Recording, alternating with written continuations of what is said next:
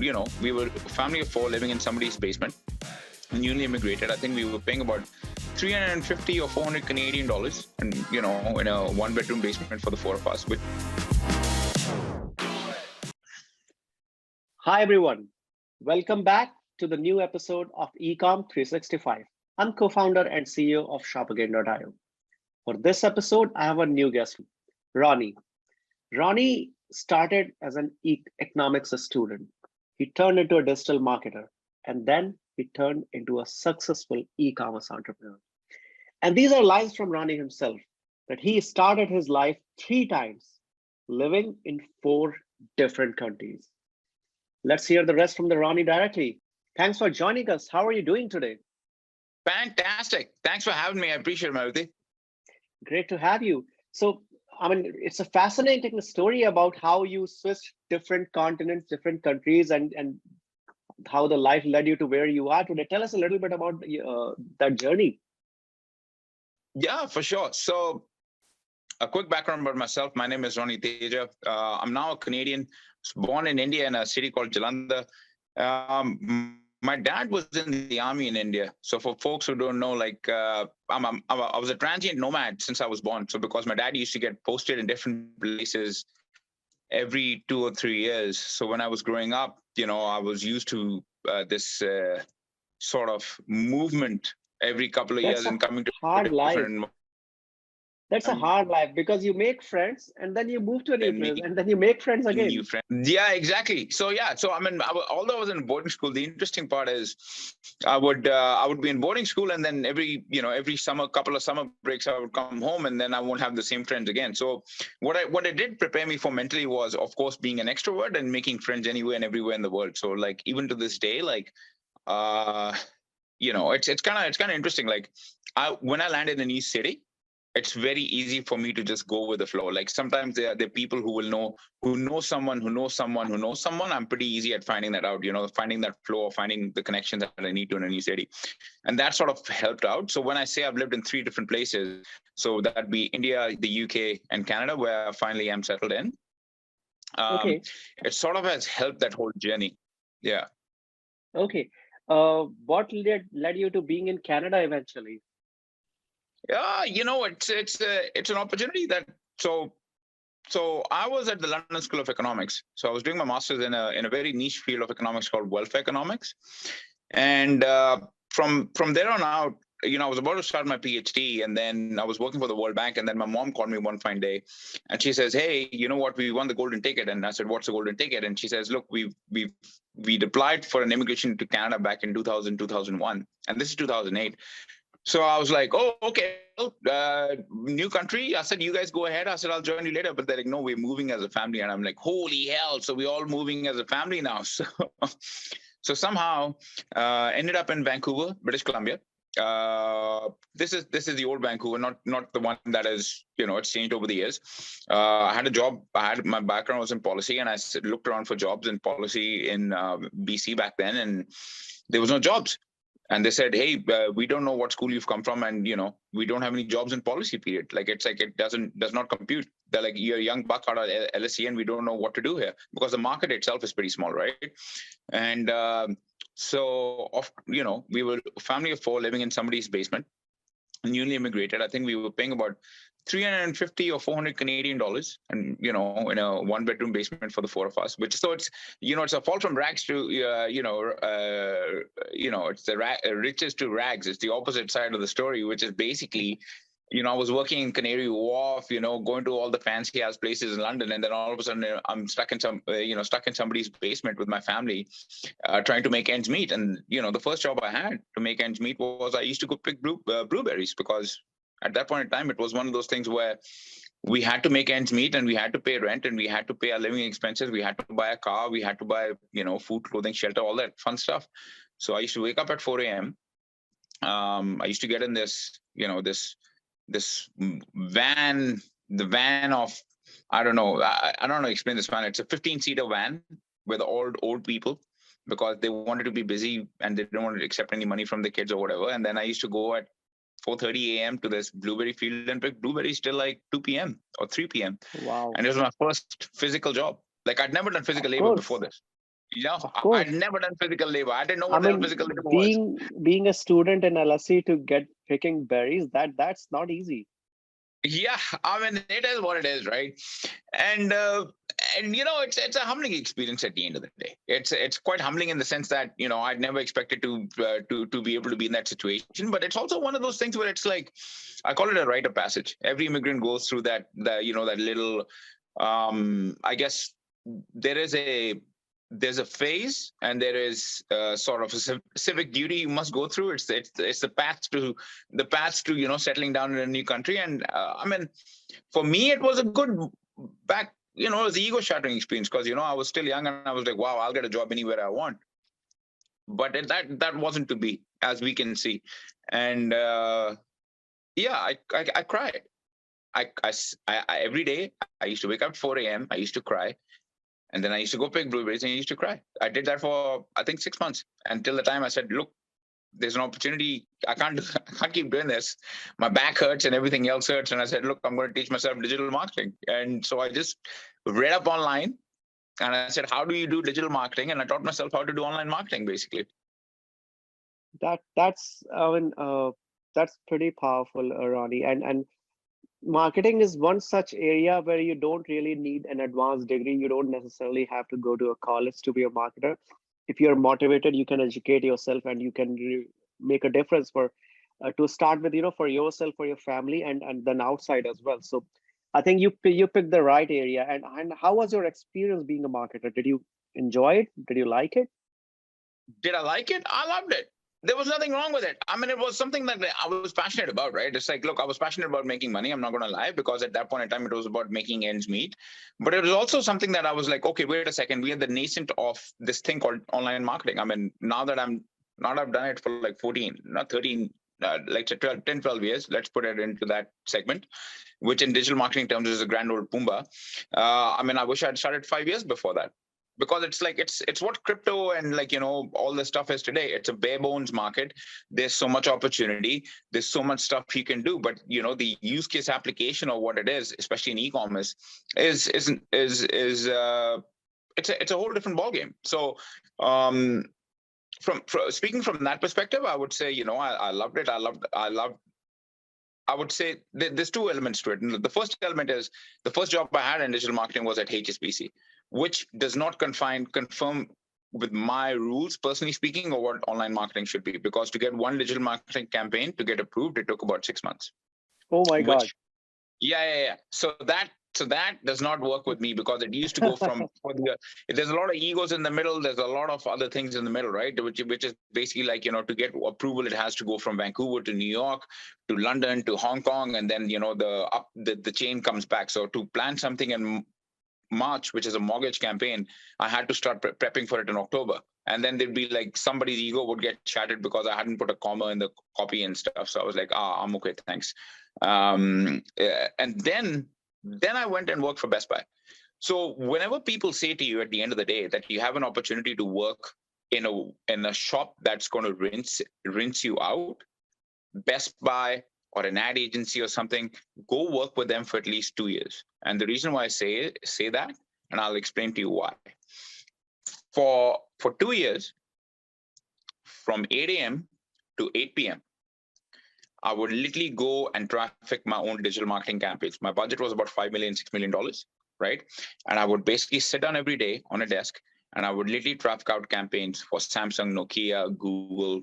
Well, Nokia is irrelevant now, but it's like LG, all Apple, all the other folks, right? So I learned working at Best Buy in retail how retail moves. I was trafficking out search display, like a bunch of other campaigns every morning, like morning till night, right? It's a pain to actually be able to do that. It's not easy. But what that experience taught me was how to basically, I won't say master, but how to become an intermediate, right? I'm still not an expert. There's a lot of people better than me, but I got, like, let's say, an advanced knowledge of what to do when I wanted to start my own business. right? So even to this day, I can blindly traffic out campaigns like the back of my hand. If I talk to my Google reps, I know what they're talking about. If I talk to my Facebook reps, I know what they're talking about. If I talk to TikTok or anybody else, I know exactly what they're thinking, how they work, how the algo. I don't know how the algo works. I wish I did, but it's like what it takes to make it work.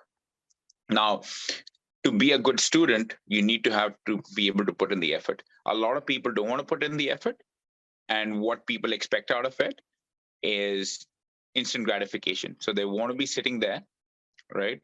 They want immediate instant gratification, but they don't want to be putting the work in, right? Absolutely. And if you don't want to be able to put the work in, then maybe you shouldn't be in this business, right? No, that's very true, and you're right that these hard times where you're working 12, 14 hours a day, clock to clock, that's where you learn the most and you lay down the basics for building a good career. So You need to be able to do 100% that. agree with you. That's my Absolutely. issue. Like the thing is, people want that instant gratification. They want to be able to do all these things, right? They want, hey man, just go and do XYZ for me, and then I'm just waiting here for a job for you, or I'm just waiting for you to come and make money on my behest for you. But that just sounds rude, and it just sounds wrong. Like people need to be able to put their best foot forward. Absolutely. And Absolutely. that's what I think. And like, I hate to sound like an old man ranting about this, but it's like there is so much um, uh, opportunity for people out there. If they put the amount of work and they put that effort in, they're good students. And I'm not saying that there is not enough potential for everybody out there to be able to make that effort, but there is. Yeah. Right.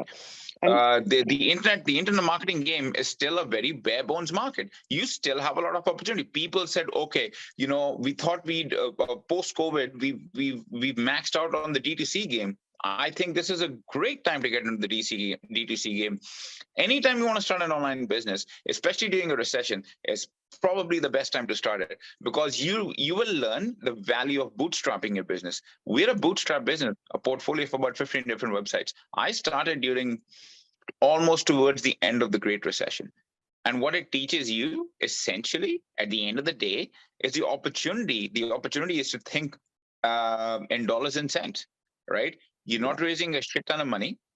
You're not raising, all this cash and then spending it left, right, and center, right? I mean, if you have a scalable product and if you need the money, I completely understand it.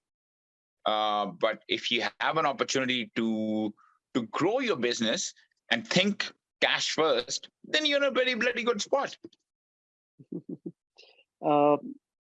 Absolutely agree with you. It's more about getting the basics of the business right before trying to scale, right? It's really about that. A lot of people just read these tech bro books, 0 to 100 by Peter Thiel. They always read these books, what else is there? The Everything Store by Jeff Bezos. Like, Jeff Bezos he's a classic bootstrapper. He tore the door off of his garage and made it into his first desk. He is notoriously cheap. He thinks in dollars and cents. The thing is, people want all the the fame and fortune, but the amount of work that they want to be able to put in to be able to scale, to be able to expand, isn't that I think the market dynamics of it are pretty messed up. Absolutely. And in fact, one thing I can totally relate with what you mentioned, Ronnie, that I see it a lot in e-commerce marketing community, especially a lot of these growth hackers, like mushrooms, they came up who are promising results that, give me this much money and I'm going to build a store for you and I'm going to set up your campaigns and you'll be, you will be printing money. And there are too many of these folks. Exactly. And I would say from 2015, 16 to 2020, there was just this part of the marketing population just kept on growing.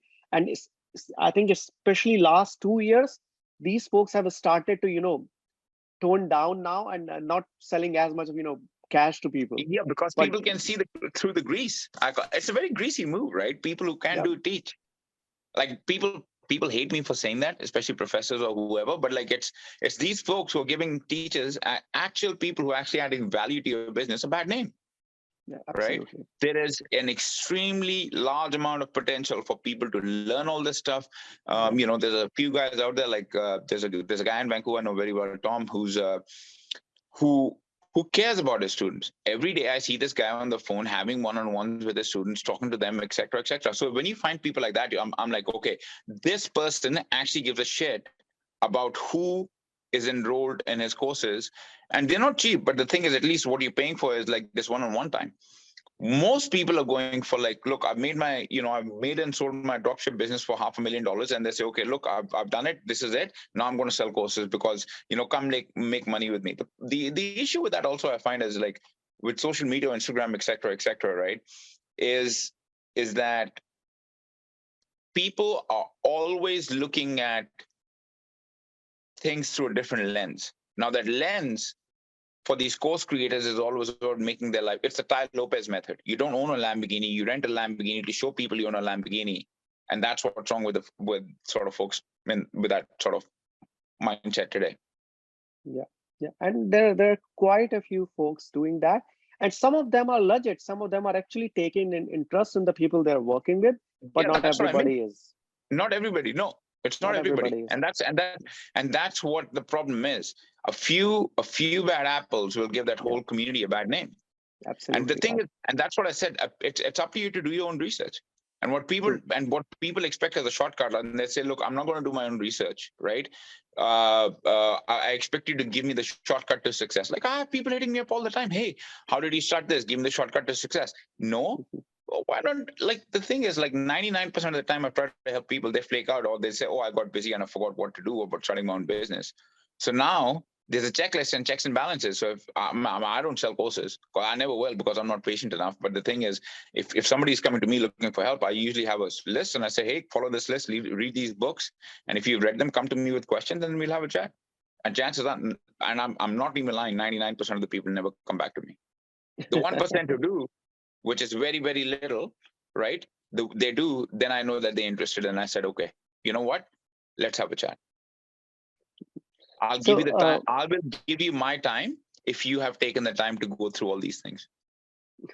so tell us, Ronnie, how, I can see now, and correct me if I'm wrong. So you got into digital marketing, and probably that's what led you to building your own e-commerce business.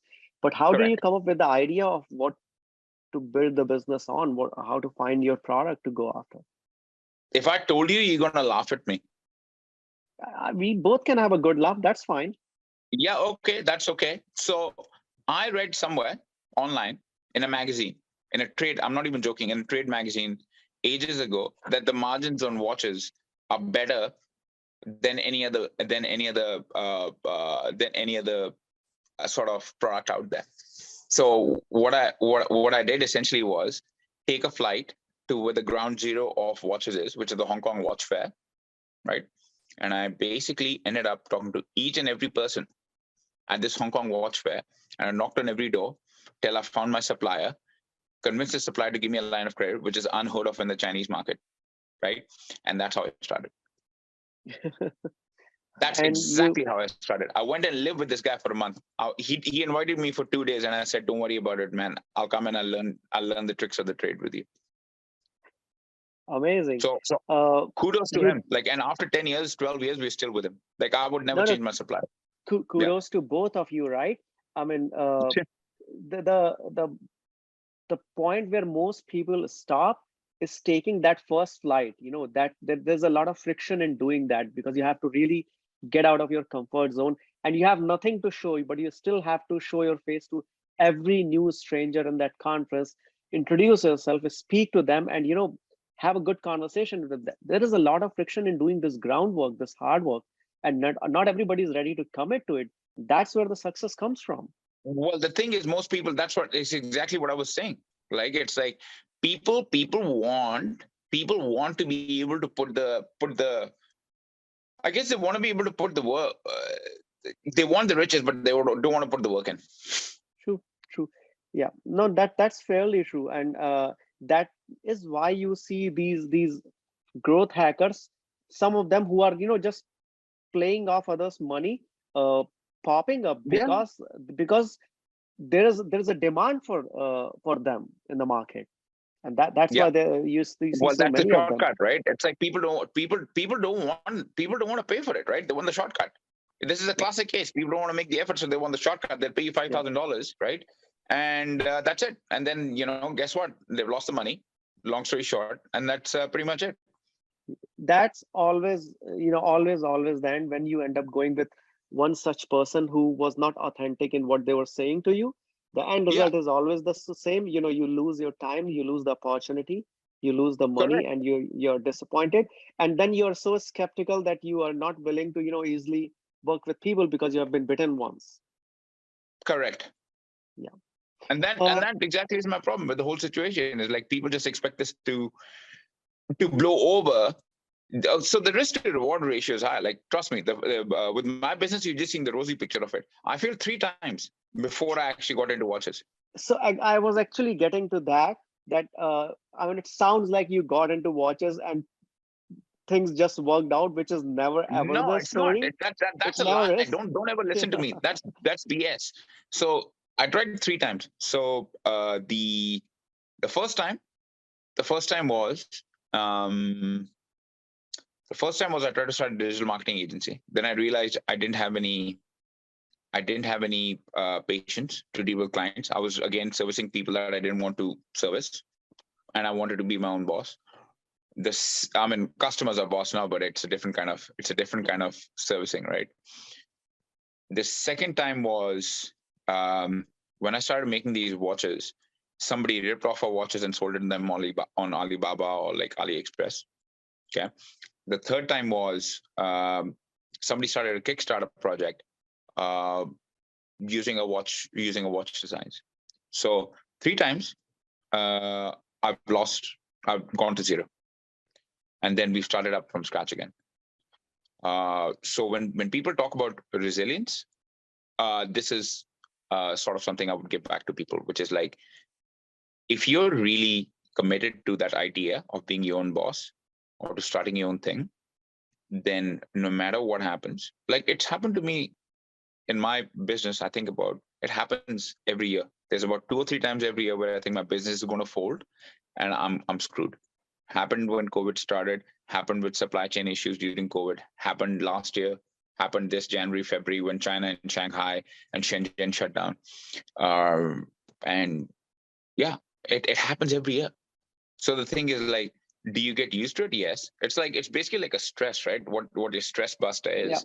And as you scale your business, that stress busting just keeps going up and up and up, and it just becomes like there was a time I got a margin call, man, like for $1.2 million. Like I had to pay $1.2 million in 24 hours. that So yeah. I mean, it's. I think there's a lot our audience can learn from it, no doubt. Going there's never an opportunity out there which you will just pick up and things work out. There's always a lot of no, hard work. no, no, There is a no, no, lot of failure. It's always no. about That's what they getting don't up. teach you in courses. It's always about getting up one more time than the number of times you hit the Exactly. ground. You get beaten Always. down, you get up. You get beaten down, you get up. There is no other way I would have it. Absolutely. uh, it was a pleasure to have you, Ronnie. Thanks for sharing your experience with us. I'm really glad we connected. I'm also glad This we connected. Absolutely. This episode was sponsored by ShopAgain.io, an AI-powered customer retention platform for e-commerce. Thank you for joining us.